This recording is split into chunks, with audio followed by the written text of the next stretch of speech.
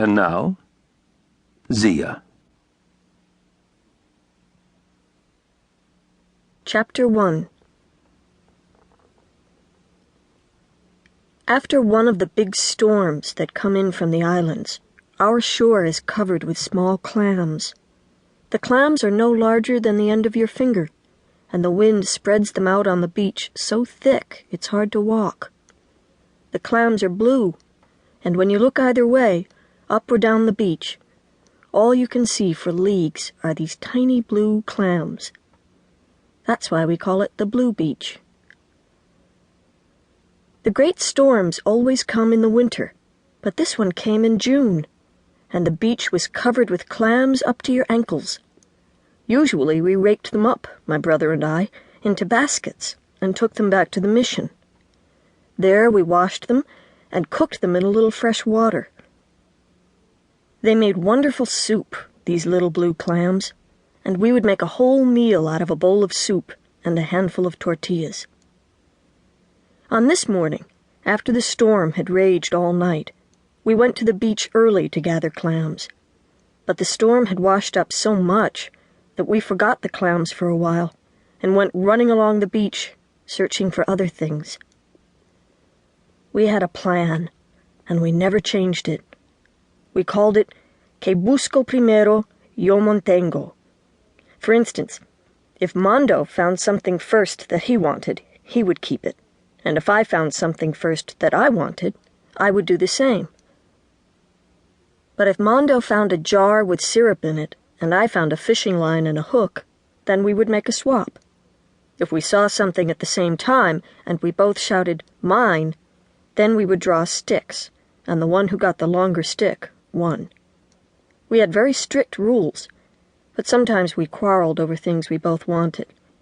Then we wouldn't speak to each other for a day.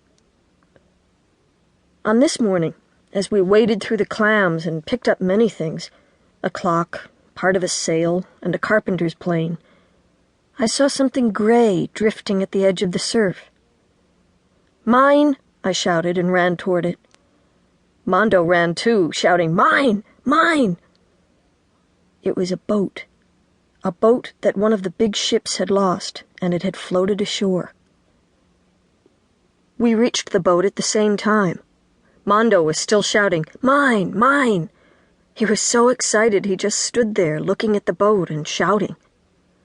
I calmly walked over and put my hand on the bow. I saw it first, and it's mine. That's the rule, Mondo. There were tears in his eyes. "But I'll make you captain. I'll be the owner, and you'll be the captain who steers it," I said. This seemed to satisfy him. He rubbed his eyes and tried to smile. There was a name on the stern of the boat. It was printed in English, and all I could read was the first word, Boston. Then a B, and then a blank space where the paint had peeled away, and then the letter Y. 2 words. The boat turned up at both ends, and was 6 strides long and about 2 strides wide. There were 3 places to sit, places for 4 oars, but there was only 1 oar left, and a harpoon. It was a very stout boat, and once it had been painted black. "What can we do with it?" I asked Mondo, who was still trying to master his disappointment. "What do you say, Captain?" Mondo walked around the boat and picked up the oar and put it back. "We can't take it to the mission. Someone would steal it the first night." "If we put our name on it?" I asked, "and pulled it up the beach and turned it upside down?"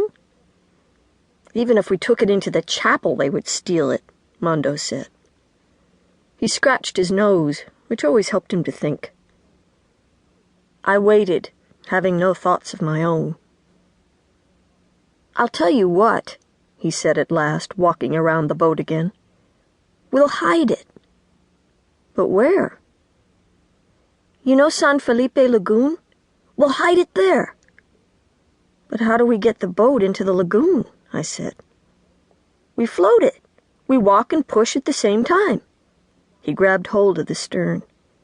"And we do it now. Now! In another hour, everyone will be shouting."